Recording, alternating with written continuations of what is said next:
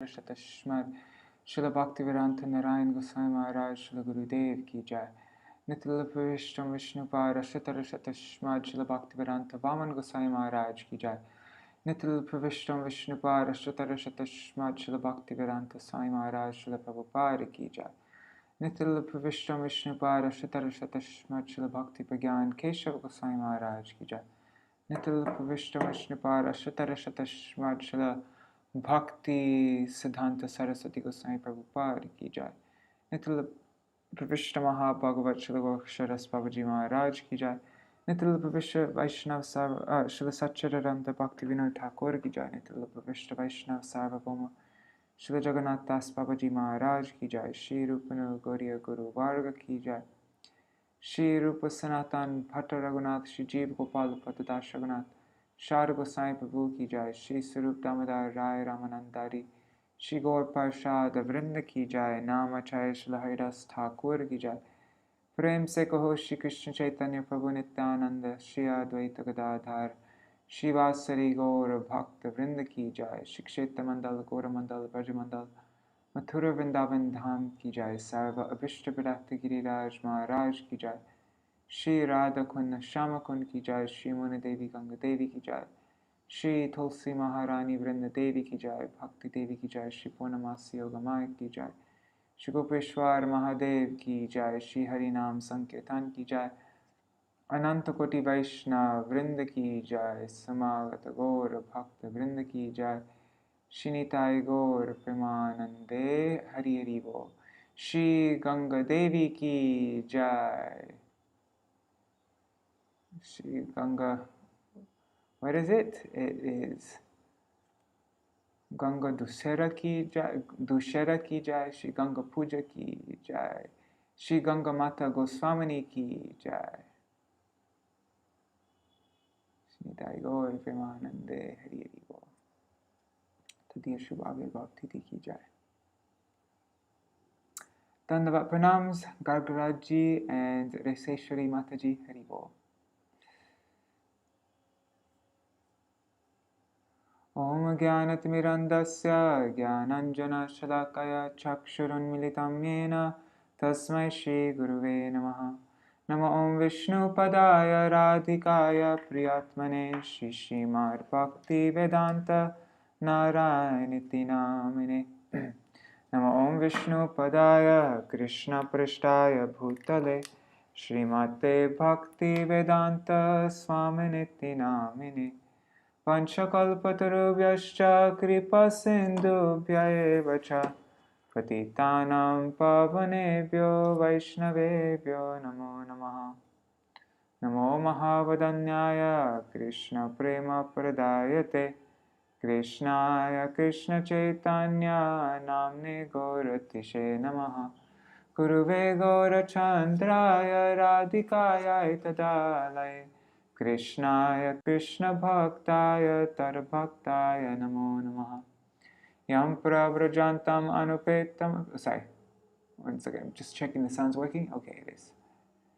Yam Pravrajantam Anupetam Apeta Krityam Dvaipayano Virahakatara Ajuhavo Putreti Tanmayataya Taravo Binedu Stang Sarva Bhuta Hridaya Muni Manatosmi Narayanam Namaskrityam Narang Chaiva Narottamam Devim Saraswatim Vyasam Tato Jayamudirayet Shinvatang Swakata Krishna Punya Shavana Kirtana Vedantasto Hyabhadrani Vidhunoti Suritsatam Nashta Prayashvabhadreshu Nityam Bhagavata Sevaya Bhagavatuttama Shloke Bhaktir Bhavati Naishtaki Tavaivasmi Na Jivami Tvaya Vina Iti Vigyaya Radhe Tvam Nayamang Charanantikam Bhaktya Vihina Aparada Lakshaya Kshiptashtakama Ditaranga Madhe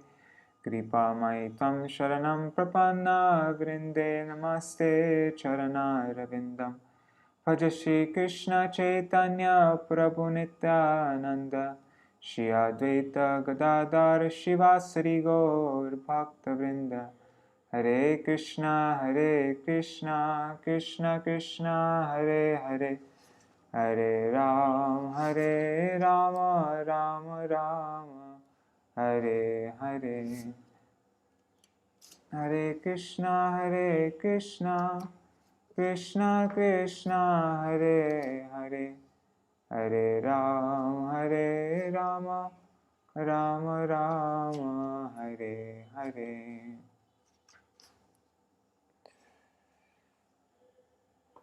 So I thought, since we've been reading this chapter for so long, it's a big chunk of this book. I'm not sure if you can see my small screen here, but see, this is how long the 29th chapter is. So I thought we can just read this thing, even though I read it before, but it's short. So I'm going to read it again, just so that we don't lose track of where we are. So while the Prachetas engaged in austerities, their father Prācīnabarhi was engrossed in various fruitive sacrifices. Narad Muni went to Prācīnabarhi and asked him, "What do you desire to achieve by this fruitive activity? Please see in the sky those animals which you have sacrificed without compassion. They all are awaiting your death to pierce your body with iron horns."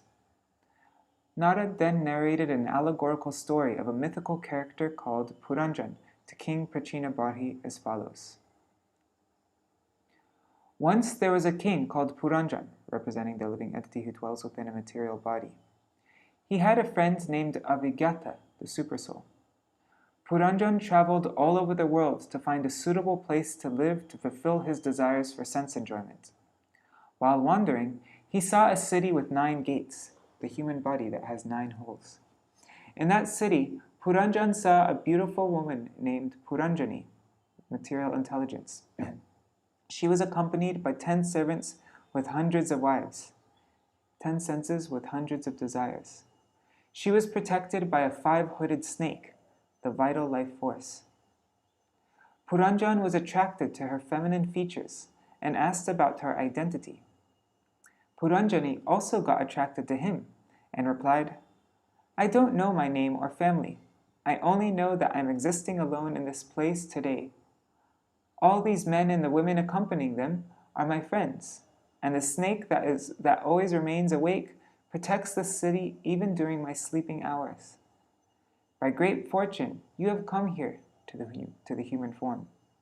You may live in the city for 100 years. I will arrange everything for your sense enjoyment." Thus Puranjan and Puranjani got married and lived in the city. Puranjan enjoyed with her and remained under her control just like a pet animal. He begot many children and grandchildren who were virtually plunderers of his home, treasury, and so on. His attachment to them was deep-rooted, and he was implicated with countless desires. He conducted many animal sacrifices for prosperity and success of his materialistic plans. Eventually, Puranjan became old. Then the Gandharva king Chandavega, representing the duration of time in a year, and his 360 powerful soldiers, days, and 360 female companions, nights, attacked the city of Puranjan. The 5-hooded serpent defended the city and fought with the 720 soldiers alone, gradually becoming very weak. At this time, the daughter of Chandavega named Jara, or also known as Kalakanya, old age, was seeking her husband, but no one accepted her. Wait, what was Chandavega again? Okay, Chandavega is the duration of time in a year. Okay. So Gandharva king, Chandavega, the duration of time in the year, and his daughter is Kalakanya, old age. So, but nobody wanted to accept her as his wife. So she approached the king of the Yavans, Bhai, fear, and chose him as her husband.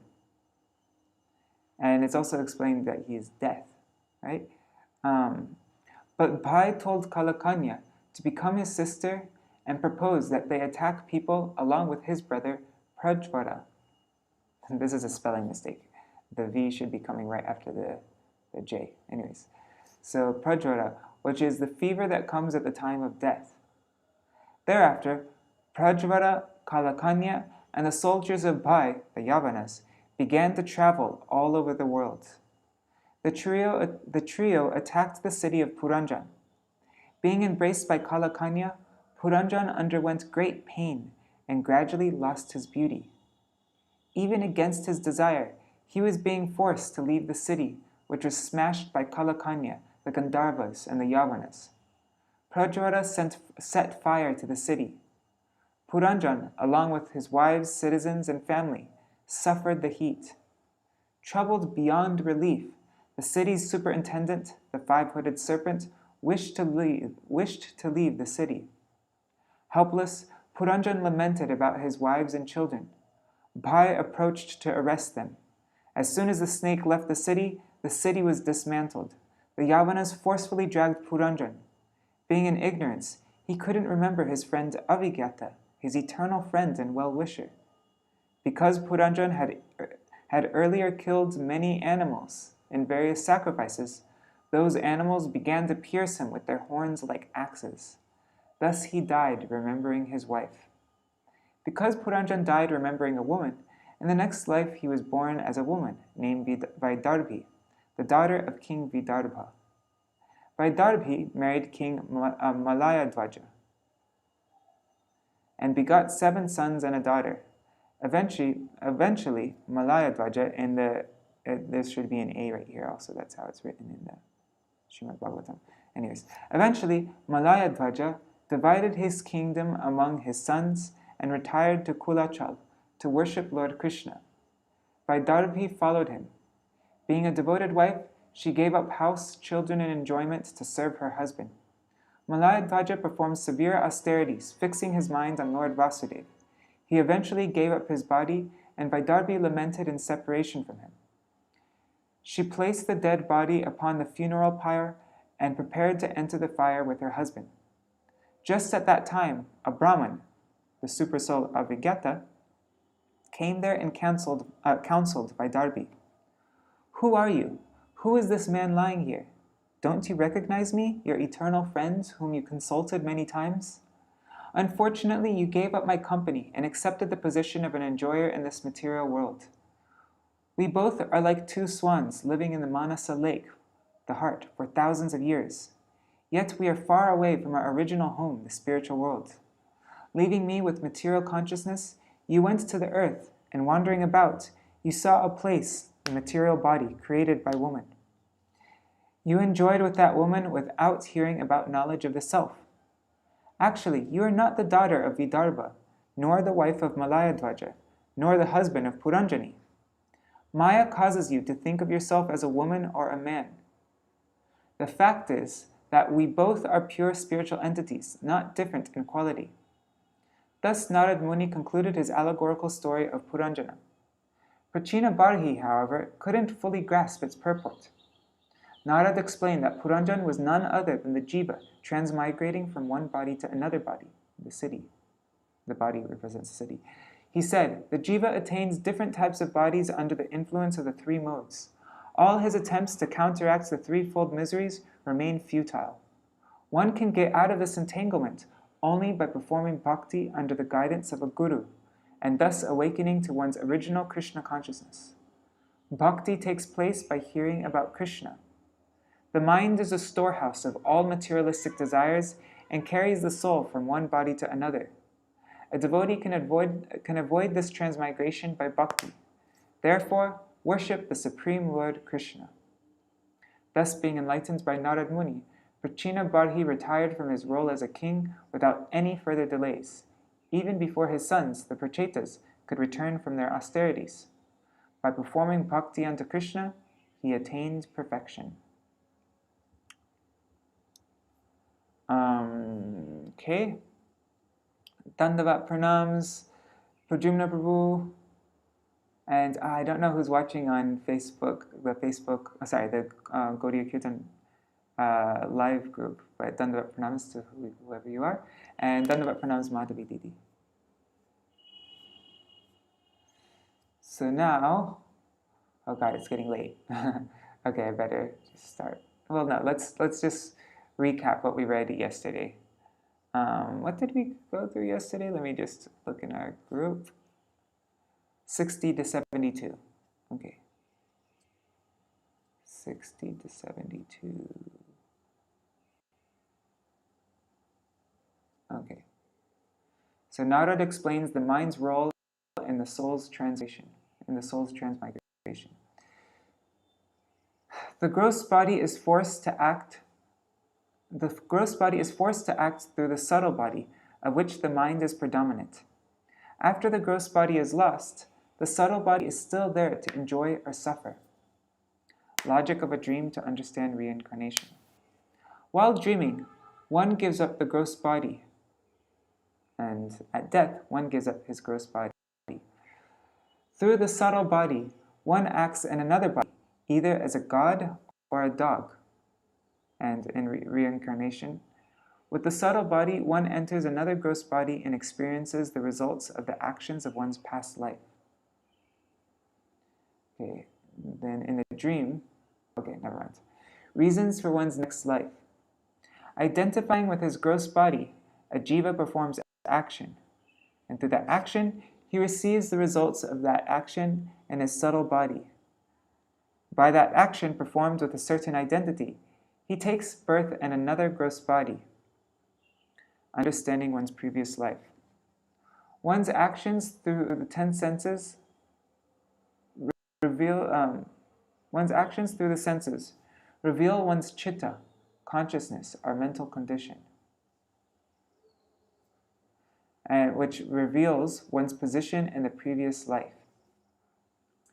How can we perceive the subtle body, which is not destroyed when the gross body is destroyed? One gets dreams in which unseen, unheard are experienced. It is not possible for anything to appear in the mind which has not been previously experienced in different bodies. The mental composition indicates one's attachment of bodies in accordance with material nature. Link. How is it that one sometimes sees impossible things in dreams, such as an ocean on a mountaintop, stars during the day, or one's own body without a head? The impossible things in dreams that are never experienced or heard of in this life have actually been experienced in different times, places, and conditions. Under illusion, one combines these separate factors. Note, for example, a golden mountain seen in a dream is due to our having experienced gold and mountains separately. And then our mind put those two things together. The mind is a storehouse of thoughts, experiences, and desires, which appear in a particular sequence and in different combinations. Therefore, these images sometimes appear as things never seen or never heard before. A devotee avoids transmigration. A devotee absorbed in Krishna consciousness can observe the cosmic manifestation exactly as the Lord does, just like seeing Rahu in the presence of the full moon. Note, by the grace of Lord Krishna, Mother Yashoda saw all the universes within Krishna's mouth.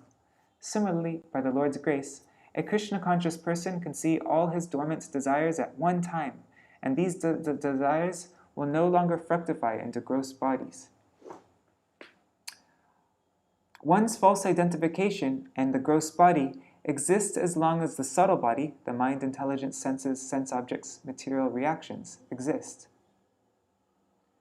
Link. The gross bodies are created and destroyed thousands of times, while the subtle body remains. Similarly, while the gross body remains, there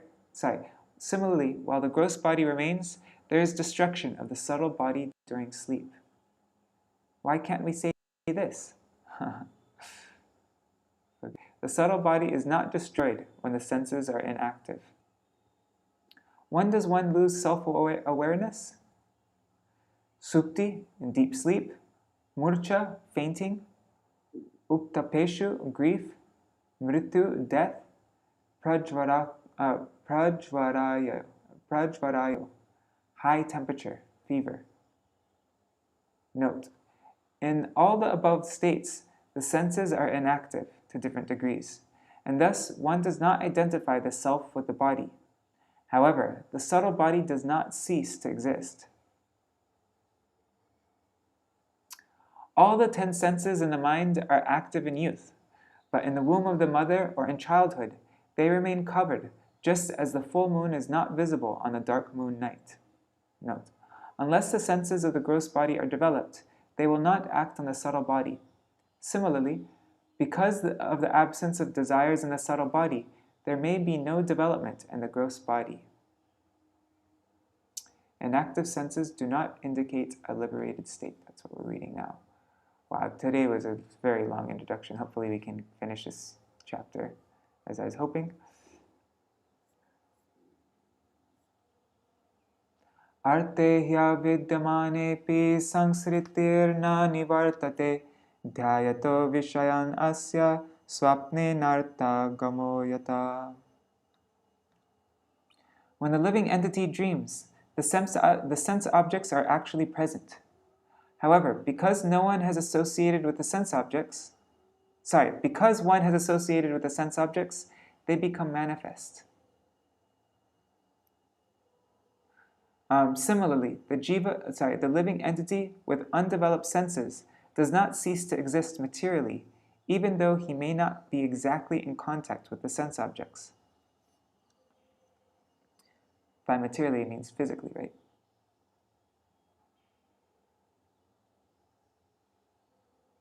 Oh wait, materially, duh. Okay, purport by Srila Prabhupada.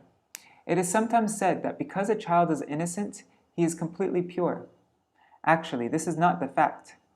The effects of fruitive activities reserved in the subtle body appear in 3 concurrent stages.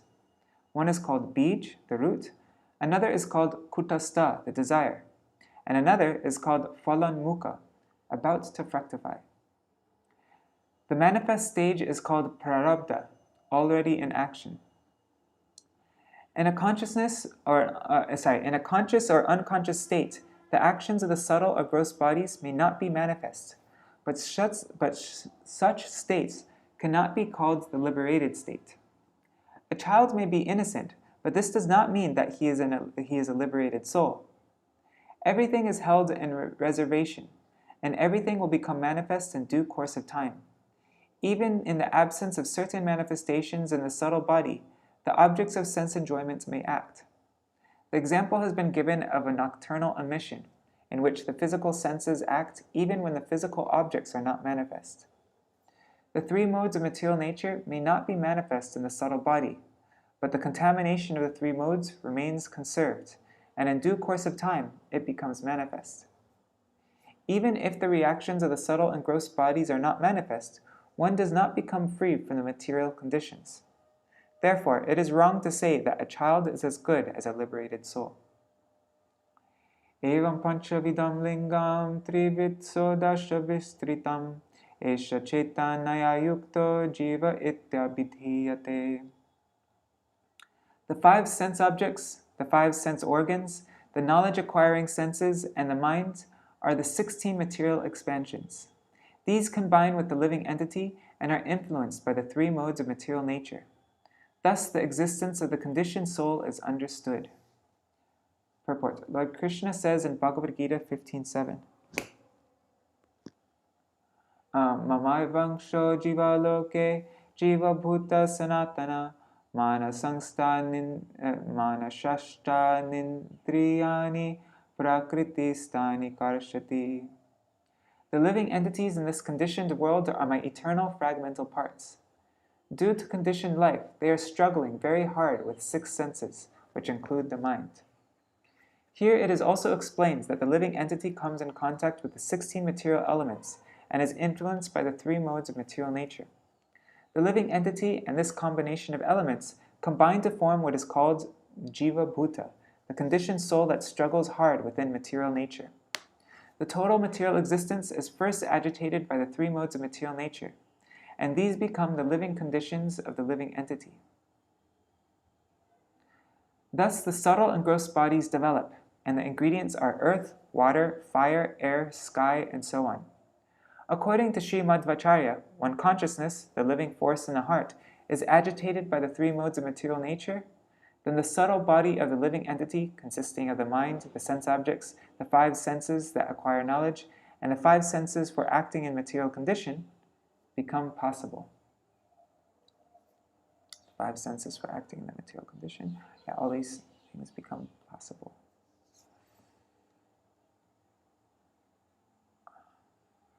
Anena purusho dehan upadatte vimunchati harsham shokam bhayam dukam sukam chanena vindati. By virtue of the processes of the subtle body, the living entity develops and gives up gross bodies. This is known as the transmigration of the soul. Thus, the soul becomes subjected to different types of so-called enjoyment, lamentation, fear, happiness, and unhappiness. Purport. According to this explanation, one can clearly understand that originally the living entity was as good as the Supreme Personality of Godhead and his pure spiritual existence. However, when the mind becomes polluted by desires for sense gratification in the material world, the living entity drops into the material conditions, as explained in this verse. Thus he begins his material existence, which means that he transmigrates from one body to another and becomes more and more entangled in material existence.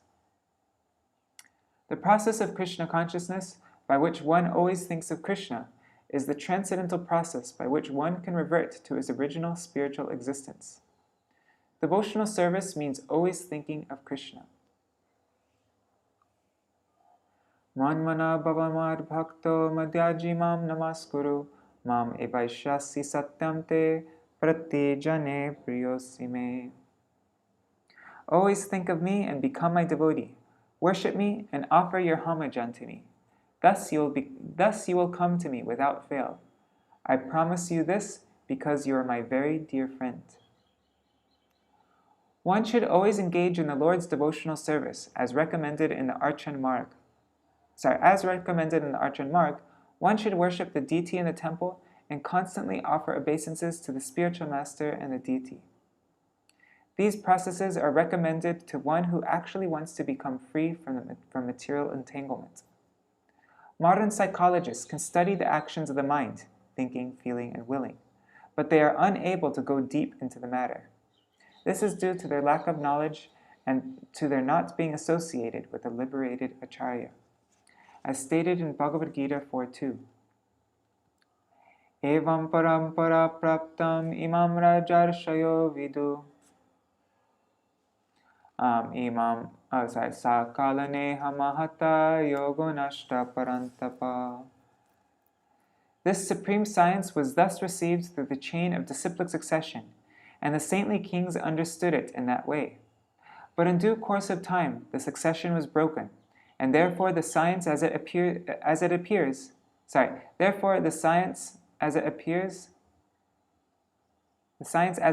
appears to be lost. Oh my God, what's wrong with my reading? Therefore, the science as it is appears to be lost. Guided by so-called psychologists and philosophers, people in the modern age do not know of the activities of the subtle body and thus cannot understand what is meant by the transmigration of the soul. In these matters, we have to take the authorized statements of Bhagavad Gita 2.13. Dehinosmin yata dehe Komaram yovanam jara tata dehantara praptir dhirastatra namuhyati. As the embodied soul continually passes in this body from boyhood to youth to old age, the soul similarly passes into another body at death. The self-realized soul is not bewildered by such a change. Unless all human society understands this important verse in Bhagavad Gita, civilization will advance in ignorance, not in knowledge.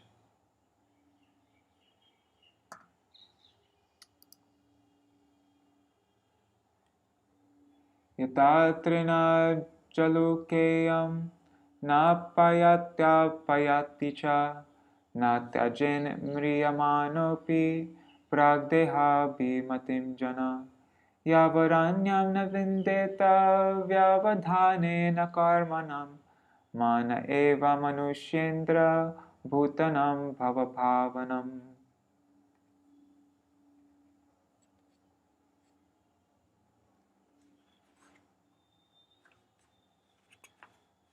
Wow, this is a long purport for this verse. The caterpillar transports itself from one leaf to another by capturing one leaf before giving up the other. Similarly, according to his previous work, the living entity must capture another body before giving up the one he has. This is because the mind is the reservoir of all kinds of desires. Purport. One second. A living entity too much absorbed in material activity becomes very much attracted to the material body. Even at the point of death, he thinks of his present body and the relatives connected to it.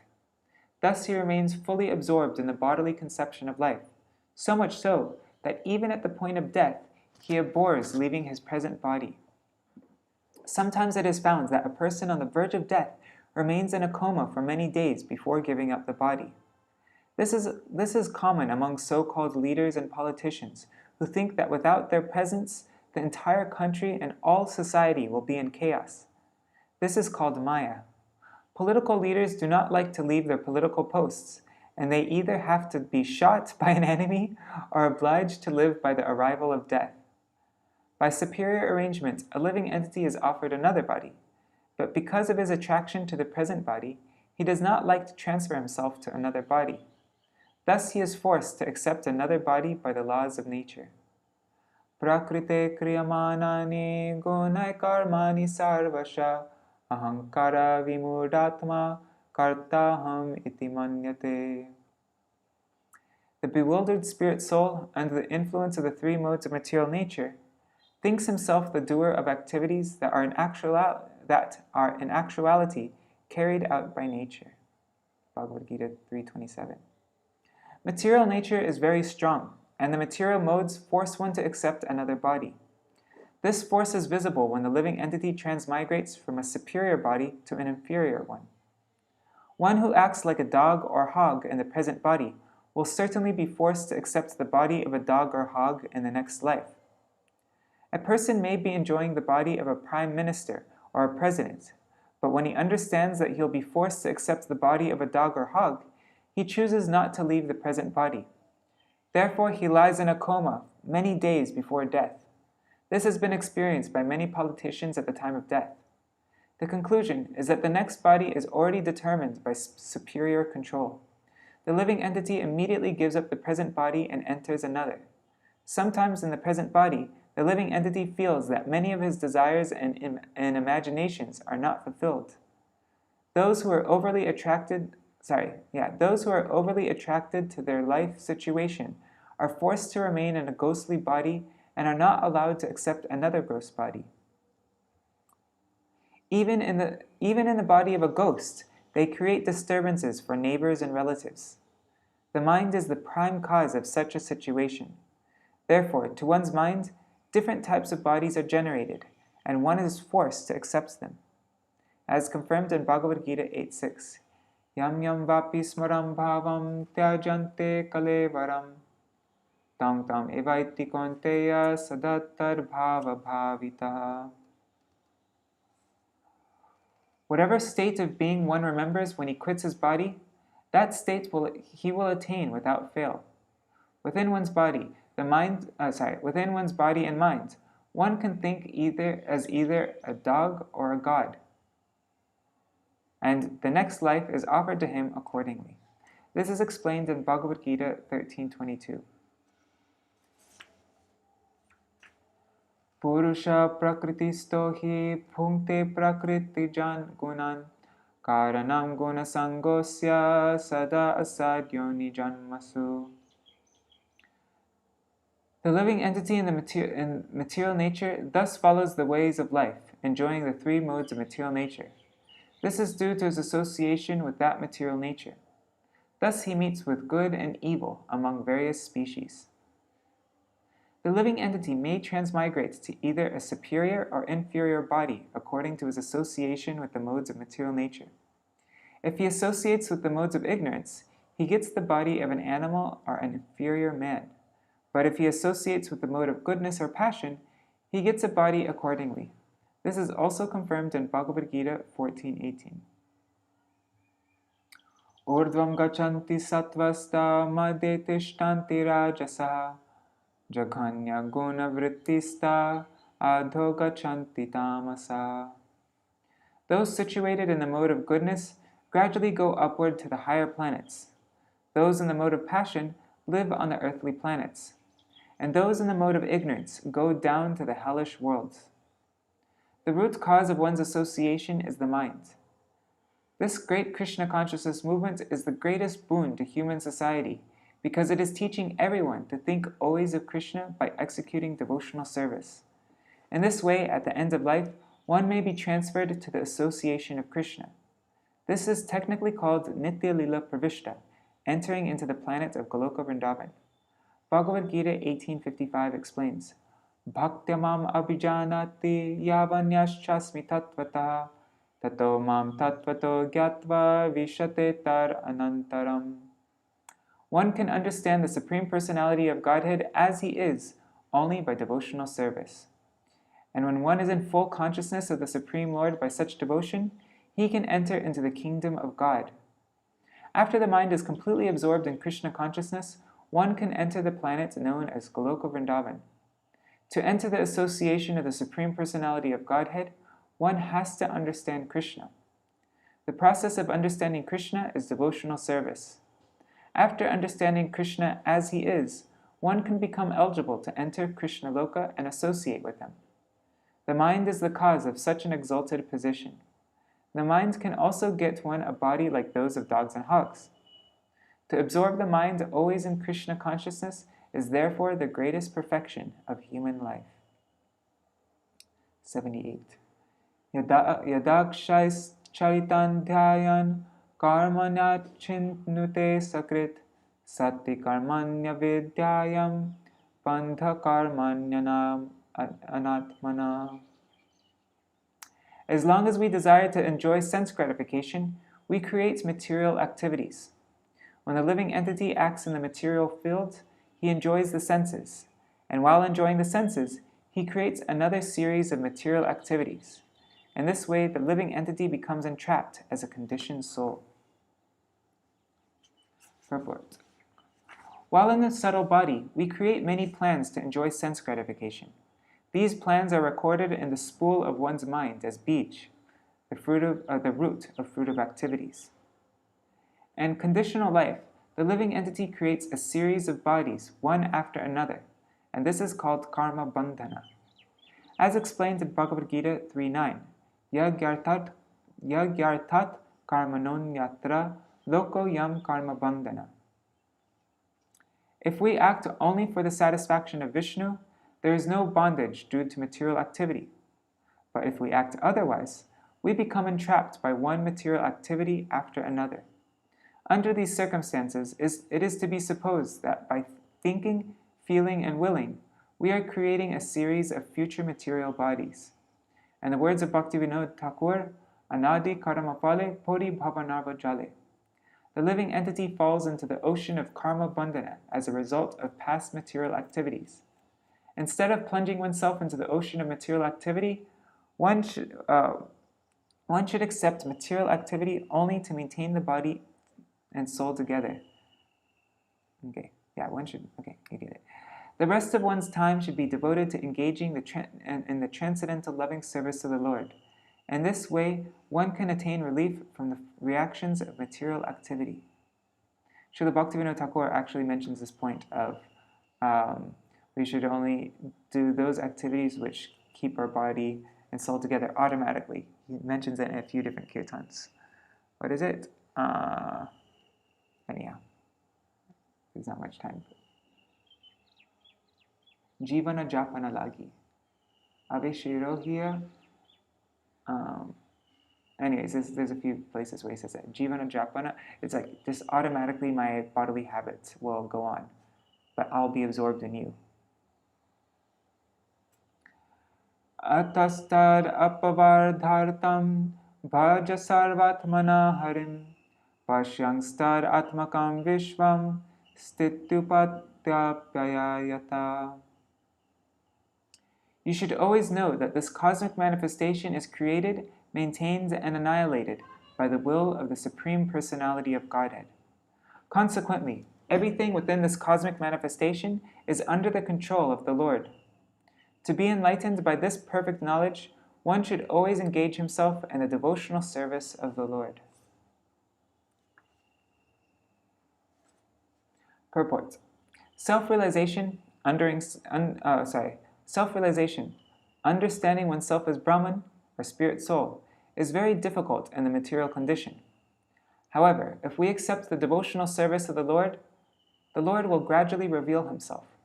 In this way, the progressive devotee will gradually realize his spiritual position. We cannot see anything in the darkness of night, not even our own selves. But when there is sunshine, we can see not only the sun, but everything within the world as well. Lord Krishna explains in the 7th chapter of the Bhagavad Gita, 7.1, Maya sakta mana parta yogam yunjan marashaya asangshayam samagramam yatagyasya tatrinu. Now hear, O son of Pritha, Arjuna, how by practicing yoga in full consciousness of me, with mind attached to me, you can know me in full, free from doubt. One second, let me just open up my door. When we engage ourselves in the devotional service of the Lord to become Krishna conscious, we understand not only Krishna, but everything related to Krishna. In other words, through Krishna consciousness, we can understand not only Krishna and the cosmic manifestation, but our constitutional position. In Krishna consciousness, we can understand that the entire material creation is created by the Supreme Personality of Godhead, maintained by Him, annihilated by Him, and absorbed in Him. We are also part and parcel of the Lord. Everything is under the control of the Lord, and therefore our only duty is to surrender unto the Supreme and engage in His transcendental loving service. Maitreya Uvacha Bhagavata Mukho Bhagavan Narado Hangsayor Gatim Pradarshya Hyamuma Mantran Amantrya Siddha Lokam Tato Gamat. The great sage Maitreya continued, speaking to Vidura, the supreme devotee, the great Saint Narad, thus explains to King Prācīnabarhi the constitutional position of the Supreme Personality of Godhead and the living entity. After giving an invitation to the king, Narad Muni left to return to Siddha Loka. Purport.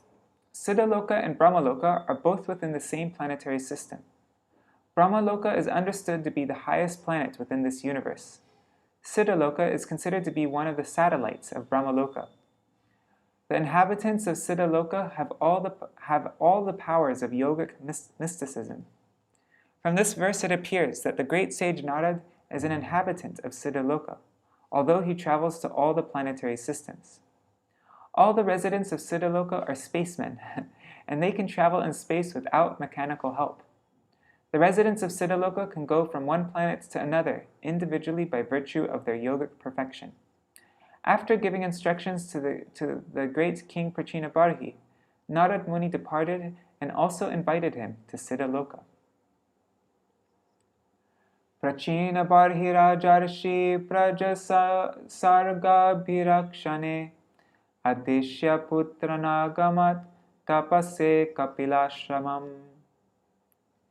In the presence of his ministers, the saintly King Prācīnabarhi left orders for his sons to protect the citizens. He then left home and went off to undergo austerities in a holy place known as Kapilashram. Purport. The word Prajasarga is very important in this verse. When the saintly King Prācīnabarhi was induced by the great sage Narad to leave home and take to the devotional service of the Lord, his sons had not yet returned from their austerities in the water. However, he did not wait for their return, but simply left messages to the effect that his sons were to protect the mass of citizens. According to Vira Raghavacharya, such protection means organizing the citizens into the specific divisions of the 4 varnas and 4 ashrams.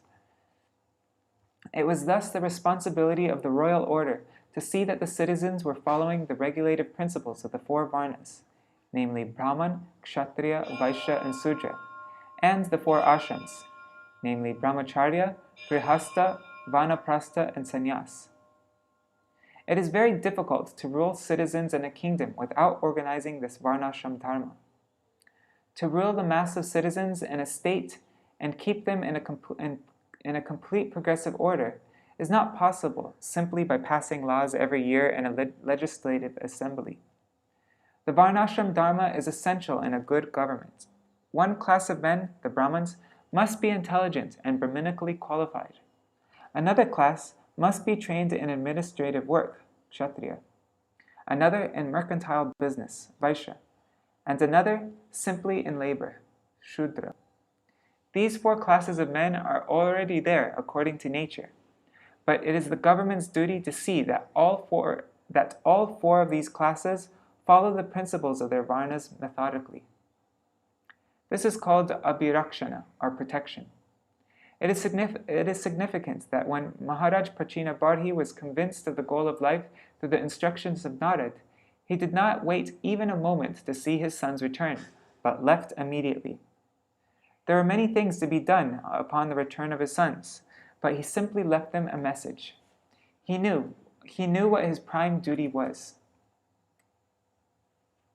He simply left instructions for his sons and went off for the purpose of spiritual advancement. This is the system of Vedic civilization. Sridhar Swami informs us that Kapilashram is located at the confluence of the Ganges and the Bay of Bengal, a place now known as Gangasagar. I went there. I went there in Bengal for try. This place is still famous as a place of pilgrimage, and many millions of people gather there every year on the day of Makar Sankranti and take bath. It is called Kapilashram because of Lord Kapila's living there to perform his austerities and penances. Lord Kapila propounded the Sankhya system of philosophy. Tatraikagra manadhiro govinda charanam pujam vimukta sanganu bhajan bhakta tat samyatam agat.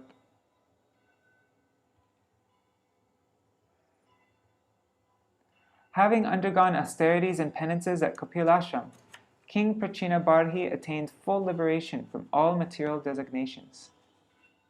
He constantly engaged in the transcendental loving service of the Lord and attained a spiritual position qualitatively equal to that of the Supreme Personality of Godhead. Purport. There is a special significance in the words Tat Samyatam Agat.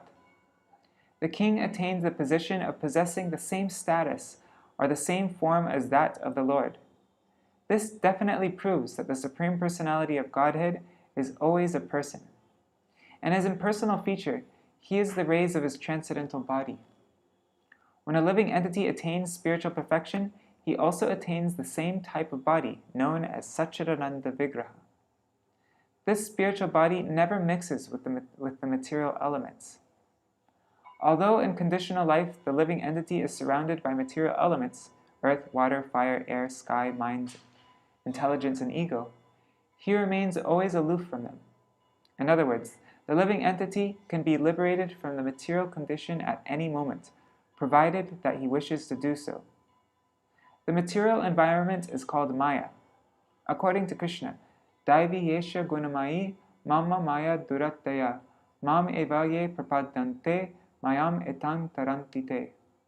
This divine energy of mine, consisting of the three modes of material nature, is difficult to overcome. But those who have surrendered unto me can easily cross beyond it. Bhagavad Gita 7:14. As soon as the living entity engages in the transcendental loving service of the Lord, he immediately attains freedom from all material conditions. Sa gunan samititaitan brahma bhuyaya kalpate. In the material state, the living entity is on the Jiva Bhuta platform. But when he renders devotional service to the Lord, he is elevated to the Brahma Bhuta platform. On the Brahma Bhuta platform, the living entity is liberated from material bondage, and he engages in the service of the Lord. In this verse, the word dhira is sometimes read as vira. Actually, there's not very much difference. The word dhira means sober, and vira means hero. One who is struggling against Maya is a hero, and one who is sober enough to understand his position is a dhira. Without becoming sober or heroic, one cannot attain spiritual salvation.